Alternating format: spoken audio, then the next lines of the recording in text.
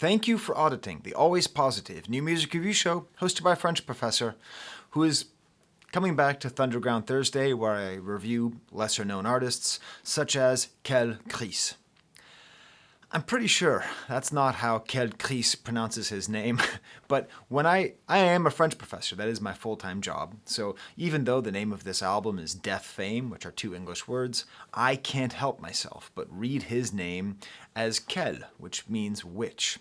Now it's a little bit weird because in French, witch it's an adjective, so it has to agree. So Quelle is more like Witch Christina as opposed to Witch Christopher.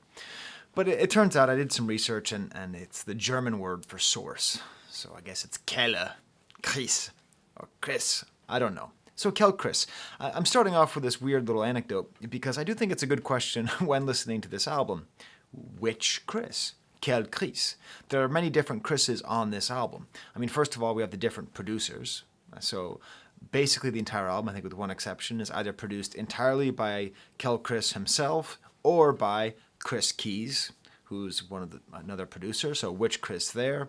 And then even if we just go by the rapper of Quelle Chris, which Chris do we get? You know, we have sort of a more philosophical Chris, a sort of more meditation on death, meditation on status in the industry, someone in that position of a rapper. And then we have a more sort of ambitious, gee, I'd like to have money Chris.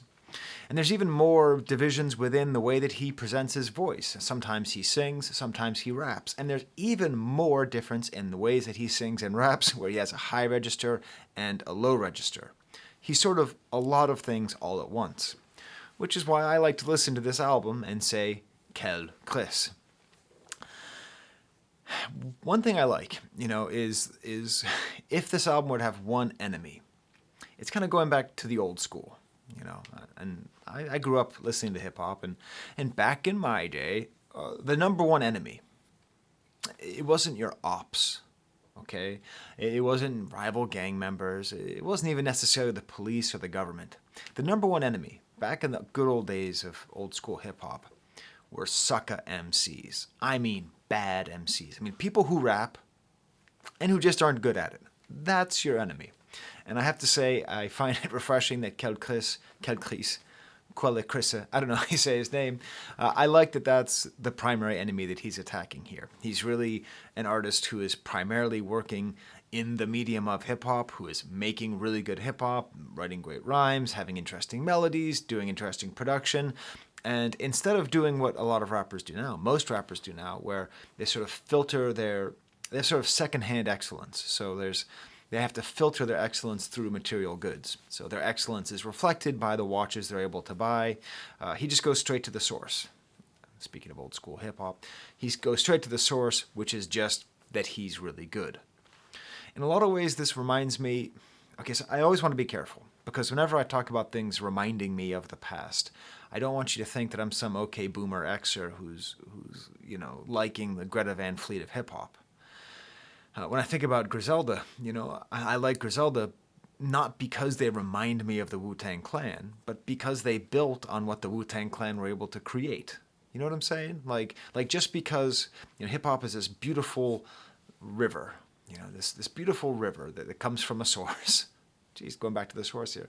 And what's great about it, what's so strong about hip-hop, is that the mainstream is very strong and very varied, as we've seen with Future and Kendrick dropping albums within a month, each album being very good. And then we have these sort of alternative streams like this. And so we can have Griselda and Wu-Tang.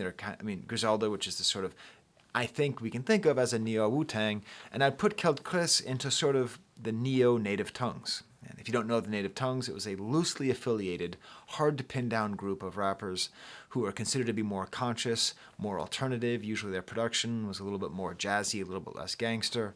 And in particular, what Quelle Chris reminds me of, and this is one of the highest compliments I can give, is De La Soul. In particular, in the production that has this kind of worldly intelligence to it. There's a sort of kind of snarky pessimism, but lots of joy. Really important interludes, interesting vocal samples. There's something about this album that's sort of dark and a meditation on death and fame. But then there's another part of this that's kind of light and fun to listen to. And you have little things stuck in your head, like little odd things that are also quite good. In general, the atmosphere is very kind of soulful, kind of jazzy. Everything feels a little bit underwater. Everything feels very crackled. Everything feels underneath 3 or 4 layers of vinyl, which I think is a good effect, and I think it works quite well. So let's get into the album. I'm going to skip over the intro, the instrumental, which is nice. I mean, it establishes moods, T-E-Y-C. I didn't look up what that means. Oh, smash the like bucket, subscribe, please leave comments, go to my Reddit, do all the stuff, Instagram me, all that stuff that's good for me. But definitely, tell me what TEYC stands for.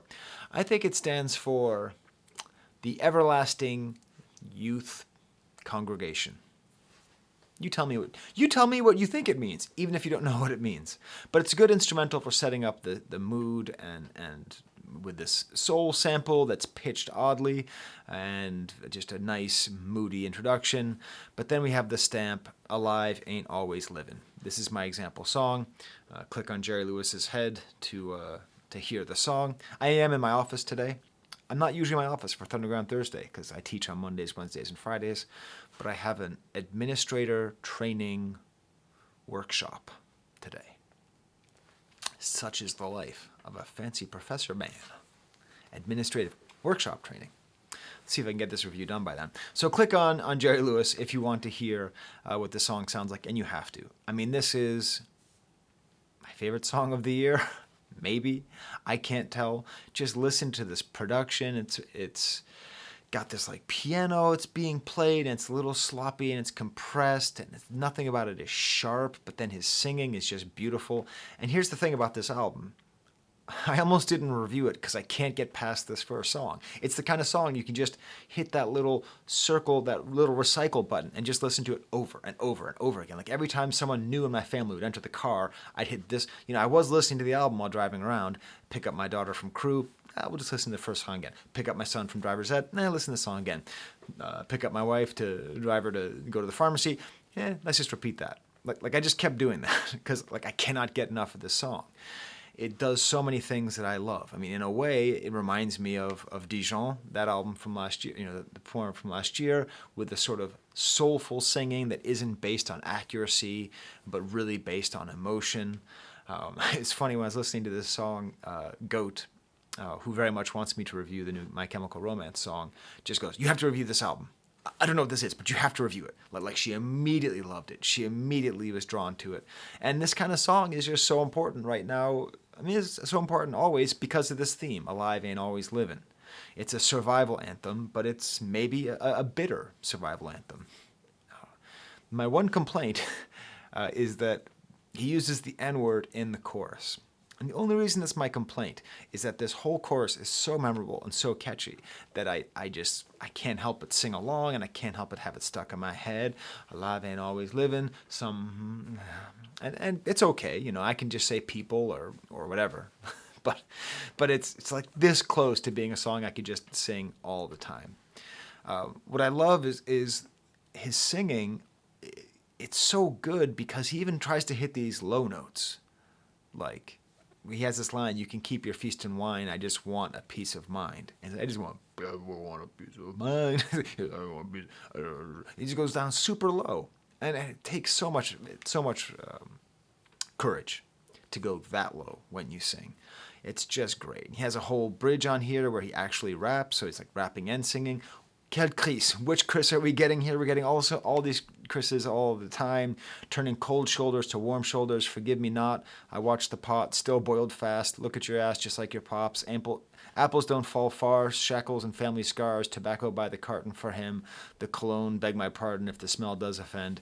So many interesting lines there, going back to generational trauma while also playing around with these cliches. It's a great, joyful, wistful song, and it's an important song because it's joyful and it's bitter. Like, we should all be thankful to be alive after COVID and all these things we've gone through, and that's one of the themes of the album. But also, what is this life that we're living? And not all of us have an awesome life. I tricked you. There's going to be a second stamp. That's how good this album is. There's going to be a second stamp. Click on Jerry Lewis's head again to hear the second song, King in Black, this opening track, like these opening tracks. This one is produced entirely by himself. Last one was Chris Keys. It's got this low detuned sample. It's like sloppy and cool, vocals and bass heavy. It reminds me a little bit of Diggable Planets, a one-hit wonder band. Hit up Todd in the Shadows for that. Sorry. Diggable Planets was a jazzy 90s hip-hop group that had one song, that kind of thing. But just the song that they had, Cool Like That, just had this ridiculously strong jazz bass, and this has a jazz bass of that level. Tell me in the comments if my Todd in the Shadows bit worked. I really suspect that it did not. I suspect it went very poorly, but whatever. And then he starts off with this chorus, and he has this really low voice. And again, not a lot of rappers rap in a super low voice. It reminds me of, I think it was Rampage, who used to rhyme a lot with the Flip Mode Squad, that was Busta Rhymes' group, just like a very, very low voice. He does diss Yo Gabba Gabba MCs. You can't diss Yo Gabba Gabba MCs. That means you're kind of dissing Biz Markie, who had a late career resurgence with the Kids doing beatboxing. This thing used to beatbox. It doesn't beatbox anymore. I don't think that's what he means, but it's a very catchy chorus, super low, and there's multiple Chris's. He's one guy, but he's multiple guys. Just on these first couple songs, he's been like two different kinds of singers, two different kinds of rappers, lots of funny punchlines, tell your boys to kill the noise like CPAPs. That's an adult rap line. He says, I'm the GOAT, everybody knew it, but don't nobody know us. It's kind of funny. There's lots of his production's really good. And that's another way that he reminds me of the old school, is, he's not relying on producers. He's relying a lot of it on himself. He's able to create everything. Much like the Yo Gabba Gabba MC himself, Biz Markie was very capable of producing his own beats and his own rhymes, and EPMD and so many others. It is really impressive that he's able to make a beat this good. And one thing I love that he does with his production is he'll have like a really good loop, and then he'll just put in gentle extensions to that beat at times, very subtly. Sorry, this office lighting is super harsh. It's like beaming off my forehead.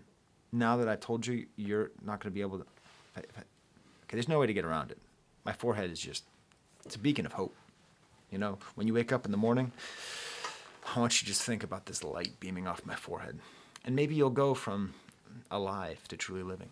Next song is called PS1, which stands for Pontiac Sunfire 1. Pontiac Sunfire is a funny looking car. Pontiacs don't exist anymore. But my friend Blair used to always say they look like they were designed by 5-year-olds. Just a weird, odd voice in the background. This is one of these semi-instrumentals with these weird quotes and this amazing, child's voice talking about the rabbits are running from the foxes and the foxes are running from the bears. I love all these weird quotes that he's able to get and use from all these different sources. Feed the Head starts off with this wah-wah beat, like a funky guitar line, but then the beat comes in super far behind, super far away, super odd and cut up. All the way throughout, we have someone going, meanwhile. And we have a really funny line here where he says that he's trying to be fake too. And this is where we get that sense that he is like an underground rapper's rapper. Fold your arms, get your backpack, put your backpack on. He's that kind of rapper. That's the kind of guy. That's the kind of guy we got going here. But he's admitting that he wants to be fake. He wants to be successful. He wants to make money. And this is his line, which is one of the great lines. You're trying to be like Mike in the 90s. I'm trying to be like Mike now with bald head and Levi blues. So you're trying to be like Michael Jordan in the 90s. I'm just trying to be like the way he is now, like a rich jerk, essentially. A very funny, interesting idea. Cool quote to leave, a time between light and dark, very odd. Then we get another weird instrumentally kind of song. Actually, no, not yet. No, this is the first feature on the album, So Tired You Can't Stop Dreaming. This wild jazz piano, like a very odd drum loop underneath. The repeated line, if heaven has a ghetto, then hell has a resort. Interesting line. Another funny line, people sweating like cold sodas. Navy Blue has a strong feature on here. Then we get the next interlude, die happy knowing they'll care.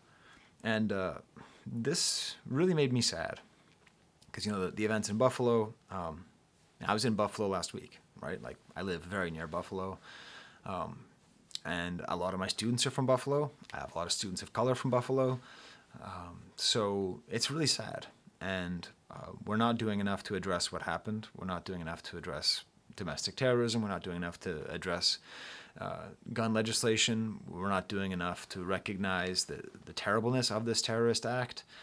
And it's really sad. And this title, even though it has nothing to do with that event, I can't help but put it in that context. Die happy knowing they'll care. Well, at least they'll care. Like, what consolation is it for those people who are dead, our system that's failed them? We can't die happy knowing that they'll care. This woozy saxophone, it's almost like vaporwave. All they want to do is boom, a boom, boom on a zoom, zoom. Interesting, weird voice that's repeated over and over again. And then we get to the song Deathfame. And that's the title of the album. Nice boom bap drum beat with an odd xylophone. But this really ties in well to the previous song. And in a way, it ties in well to Kendrick Lamar's Heart 5, where we have this sort of theme about, because his entire last verse is about being killed. And there's a real sort of death cult in hip-hop that definitely exists. And if you die, you get fame. And Kel Chris is sitting here and he's stuck in this position of not having the recognition he deserves. He is not a whack MC. Many whack MCs get the recognition that he wants. So what can he do? So he's saying he wants that death fame now. Right? That's the line he says as he says in the song, "You can keep your flowers, I can't eat your flowers." Tons of great lyrics in here. Again, all on that sort of money side. Big-headed bars be bluffing. I do this for the love and money. I do this for the love of money. Anyone say otherwise is broke or frontin'.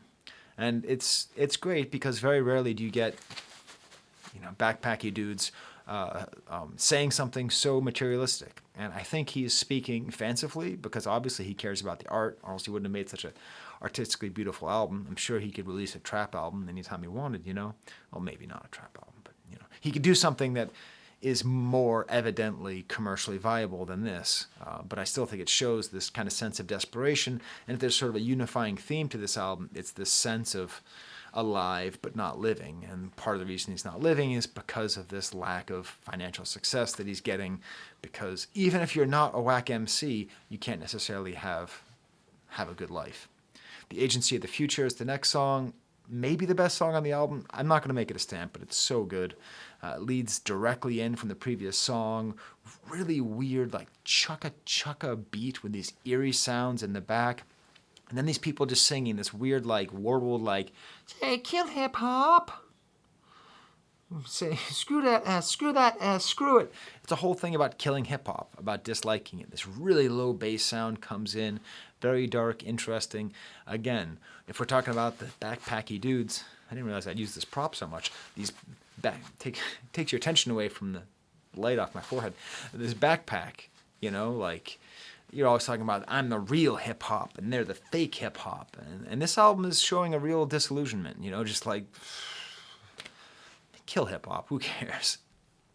Very cool flex here. Every year an album drop, I'm on the top of the best ofs, and if I don't drop, I'm on someone's album that was. Just a really good line here. Ish ain't sweet, like dry wine. Funny idea. The next song is another interlude, Help, I'm Dead.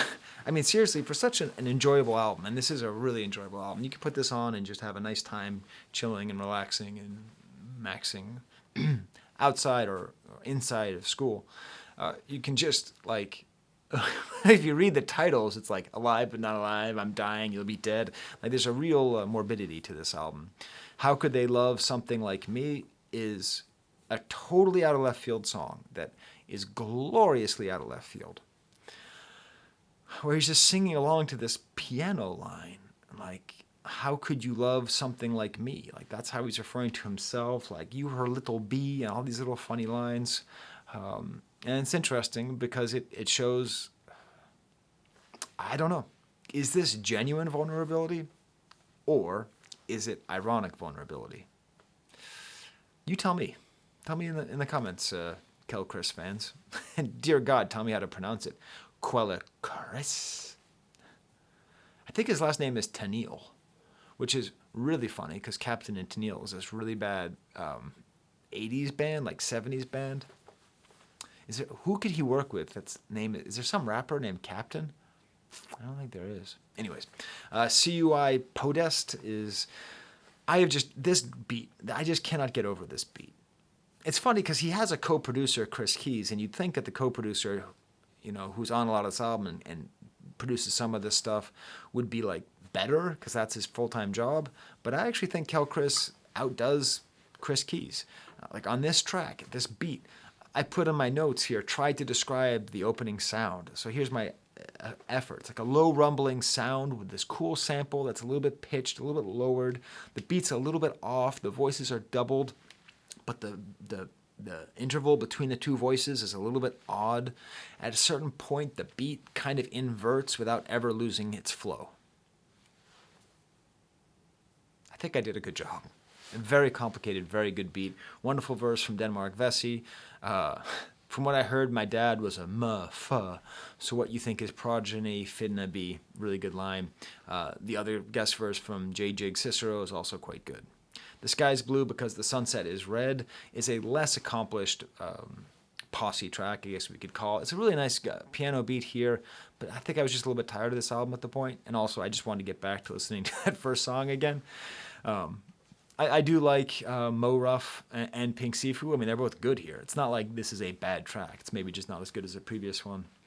Mo Ruff has this line, "Catch my drift like Piazza at the Mets game." So I think he's talking about Mike Piazza, but I also have a suspicion. When he says "catch my drift," when you say the word Mike Piazza to me, I don't think of baseball. I think of shampoo commercials because he had hair, and so he did these Head and Shoulders anti-dandruff commercials. So I think when he says "catch my drift" like Piazza, I think he's saying "catch my dandruff." Because you know how like when you're younger you think that dandruff is actually dandrift? Did you know that it's dandruff, not dandrift? I think maybe Mo Ruff doesn't know that. Although his name rhymes with dandruff. Is that why he's called Mo Ruff? Because he has a lot of dandruff? That would be a terrible name. Jesus, I feel bad. Hey, Mo Ruff, if you're watching this, I like your verse. I like your stuff about baloney. It's really good. I'm sorry. I'm not trying to imply that you have bad hair hygiene or that you don't know that dandruff is different than dandruff. Why would I assume you don't know that? That's a silly thing. I'm a little bit bitter at the end of the semester. Okay. Pink Sifu has a nice contrasting voice here, character and individuality, and the album ends with "excuse my back," which is a weird expression, which is apparently what you're supposed to say when you walk by somebody and you don't show them your face. So like when you're on the airplane, you're supposed to say "excuse my back." Very kind of odd voice here, in the like this sampled voice, these great kind of toms going on here, this great beat again that extends at times. I See You is that odd voice in the back, opens up as talking about "You Know Me Now," and I like that because Chris, I do know you now. Kel Chris, whichever Chris you are, I feel like I know a lot of you. Cavalier is another rapper who shows up here. He seems to be uncredited, which is weird. He does say "I'm the Pikachu of these peekaboo streets." That's a funny line. And then we have the final verse of the album, which he cuts off himself, which is Kel Chris, who comes on and cuts himself off. So there's my review, my Thunderground review, with my props of my hooded sweater, my backpacks. If you ever join my Patreon, by the way, you can have access to this weird video that I did where I went off on Ice-T and the way that African-American superstars are co-opted by the capitalist system, how they're pacified and turned into commodities when they used to be figures of revolution.